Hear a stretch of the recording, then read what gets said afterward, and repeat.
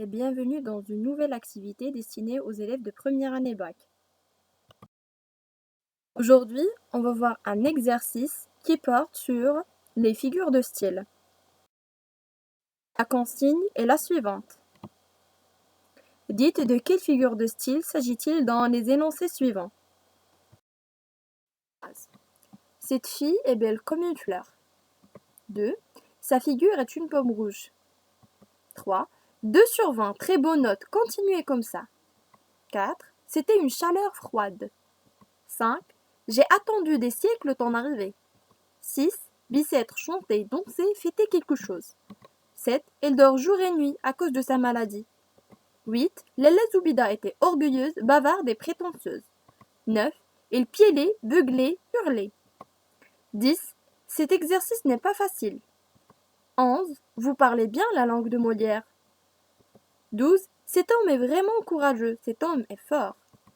13. Le soleil aussi attendait Nada.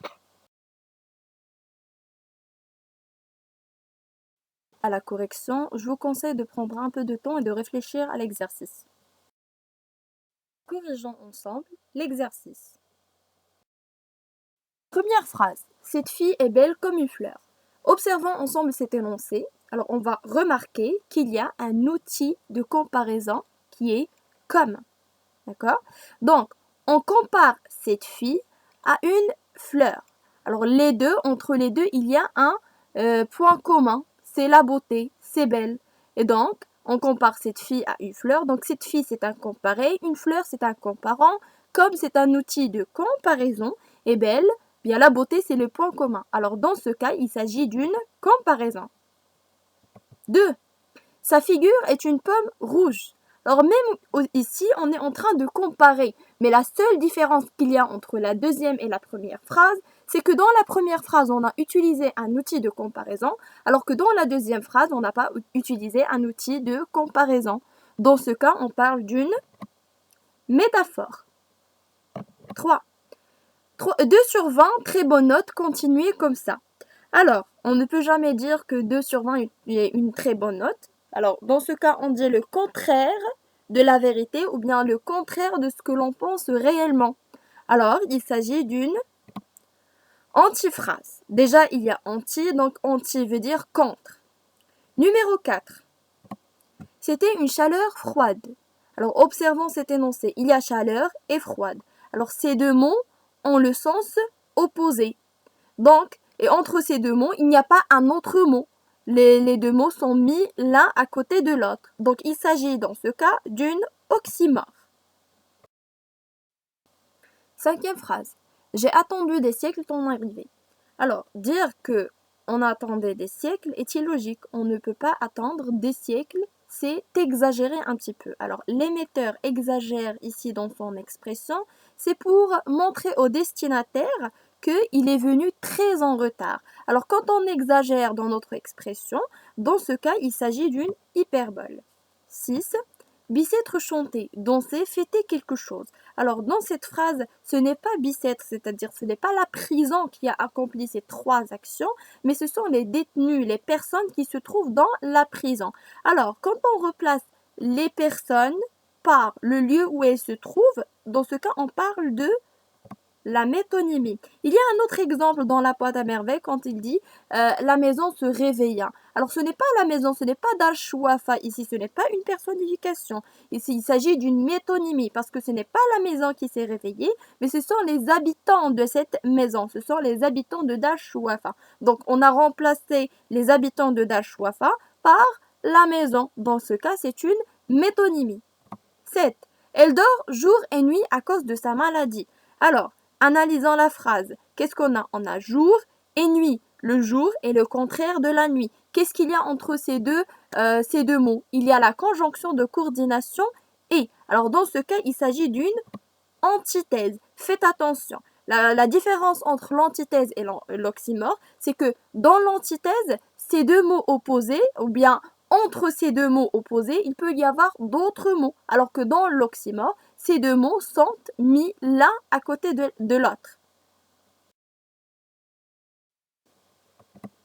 Lella Zoubida était orgueilleuse, bavarde et prétentieuse. Alors que fait l'émetteur ici? Il est en train d'énumérer, c'est-à-dire Lalla Zoubida était tout d'abord orgueilleuse, deuxièmement bavarde, troisièmement prétentieuse. Donc dans ce cas, il s'agit d'une énumération. 9. Elle piailait, beuglait, hurlait. Que veut dire piailler? Piailler, c'est pousser un petit cri. Beugler, c'est crier plus fort. Et hurler, c'est crier encore plus fort. Donc, dans ce cas, on est en train, ou bien le volume augmente.